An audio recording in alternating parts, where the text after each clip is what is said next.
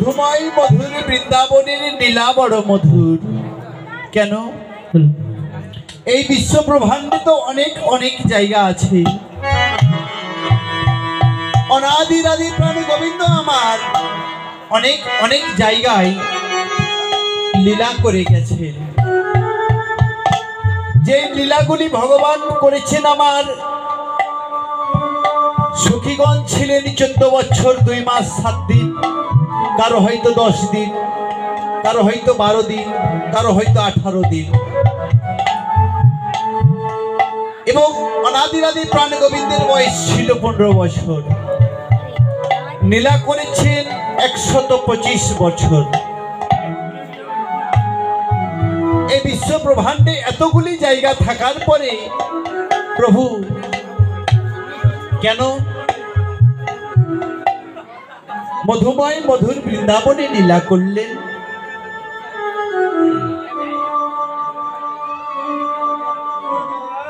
মধুময় মধুর বৃন্দাবনে লীলা করেছিলেন, প্রভুর কিছু কারণ ছিলেন।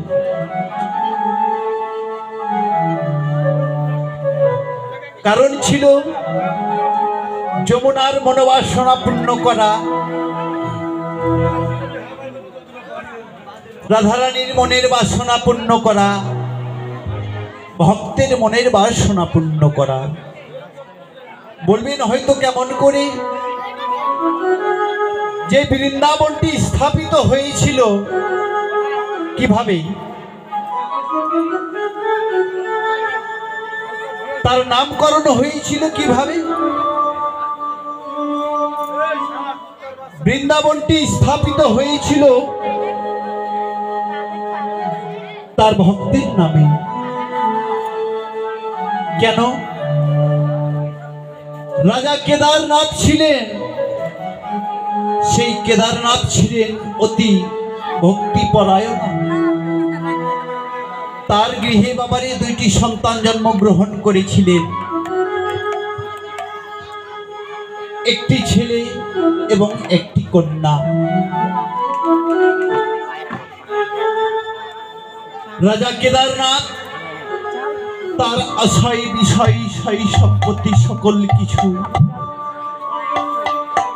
সন্তানের কাছে অর্পণ করে দিয়ে কৃষ্ণ ভজনের তরে ছুটে গিয়েছিলেন গহীন কাননে। কেন গিয়েছিলেন গো মা? আমাদের ভক্তি শাস্ত্র বলছে আমাদের সংসার বৃক্ষটি হচ্ছে একটি বৃক্ষ সমতুল্য। কেন? একটি বৃক্ষে রাত্রিবেলা নানা জাতির নানা রকমের পক্ষী বসতি করে, আবার যখন সকাল হয়ে যায় তখন সে আপন আপন দিক দর্শন করে তাহারা সেথাই ছুটে চলে যায়। তদ্রূপে এই পার্থিব জগতে যে আমরা এসেছি অতিথি রূপে গো মা, তাই আমাদের আশা বিষয়ে বাসনা কি হবে? এই দেহখানা ছেড়ে যদি এখনই আমার এই প্রাণ পাখিটা বের হয়ে চলে যায়, তাহলে কি হবে? এই আশায় বিষয় সম্পত্তি। রাজা কেদারনাথ সকল কিছু ত্যাগ করে এক গহীন জঙ্গলে গিয়েছিলেন ভগবানের নাম করিবে বলে। পিতাকে সকল কিছু ছেড়ে যেতে দেখে তার ঘরে যে কন্যাটি ছিল গো মা, তার নাম ছিল বৃন্দে। সেই বৃন্দে দেখলেন এই পার্থিব জগতেও তো কেউ কারো নয়।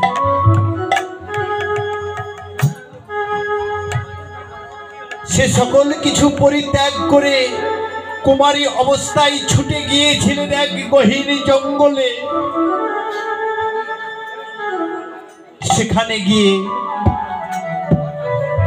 দিবানিশি বাহু দুইখানা প্রসারিত করে দিয়ে অনাদিরাদি প্রাণী গোবিন্দকে ডাকিতেছে। গোবিন্দ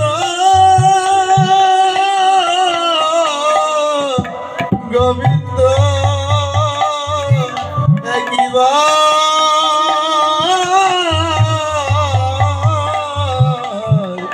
দেখা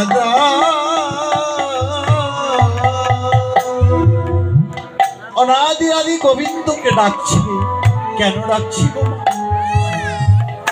কাউকে যদি না ডাকা যায় তবে কি সে আসে?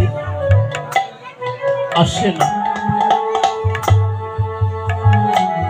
তাই ভক্ত হয়ে ভগবানকে ডাকছে, হে প্রভু তুমি এসে একটিবার দর্শন দিয়ে যাও।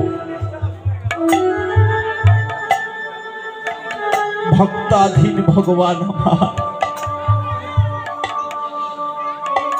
ভক্তের নয়নের জল দর্শন করে ভক্তের নয়নের জল সহ্য করতে না পেরে অনাদিরাদি প্রাণ গোবিন্দ আমার ভক্তের সম্মুখে এসে অবতীর্ণ হলেন।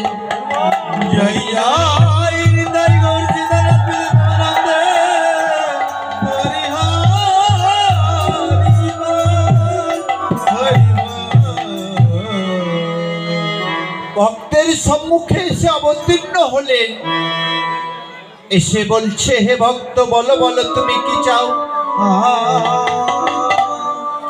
সেই বৃন্দে করজোরে নিবেদন করে তার চরণ দুইখানা বক্ষে জড়াইয়ে ধরে বললেন, প্রভু গো প্রভু গো,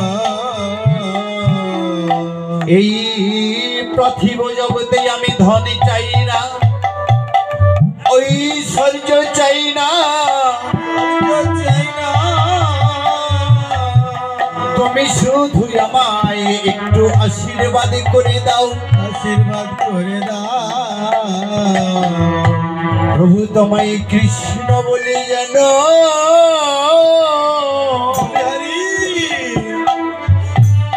আমি ডাকিতে পারি।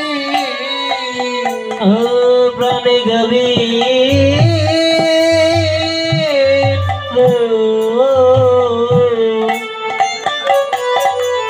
যেন তোমায় কৃষ্ণ বলে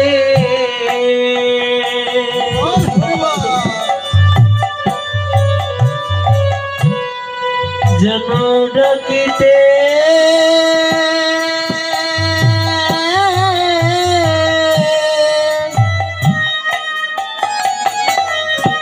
ডাকিতে পারি।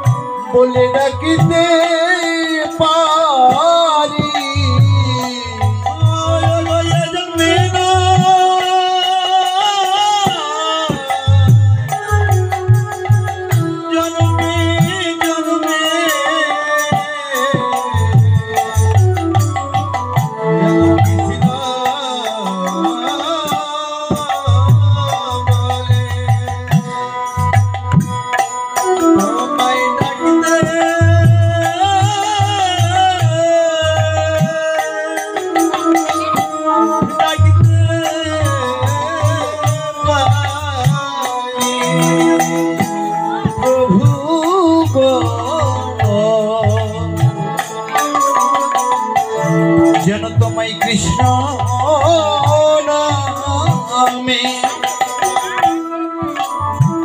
নামে ডাকতে পারি প্রভু গো। যেন তোমায় কৃষ্ণ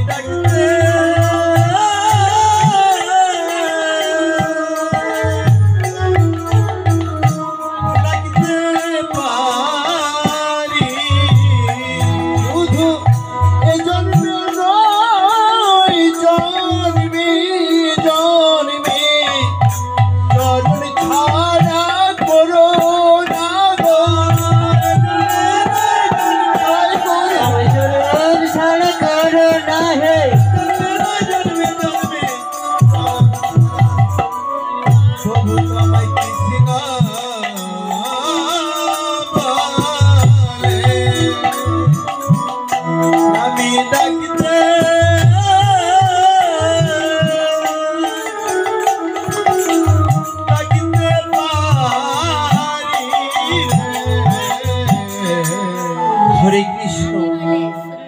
বাবার এই তত্ত্বটা লুকায়ে আছে কোথায়? ভক্তাধীন ভগবান আমার ভক্তের মনোবাসনা পূর্ণ করবার লাগি সেখানে একটি মন্দির প্রতিষ্ঠিত করে দিয়েছিলেন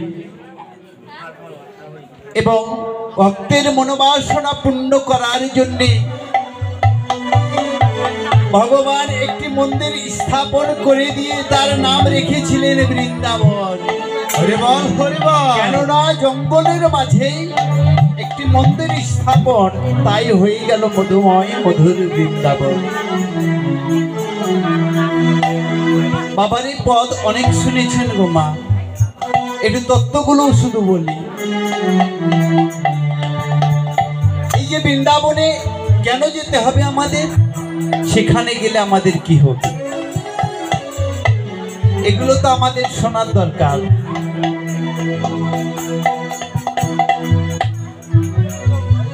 বৃন্দাবনে যেতে হবে এই জন্যে, বৃন্দাবনের মাটি হচ্ছে অতি পবিত্র। এই মাটিটা শুদ্ধ হলো কি করে?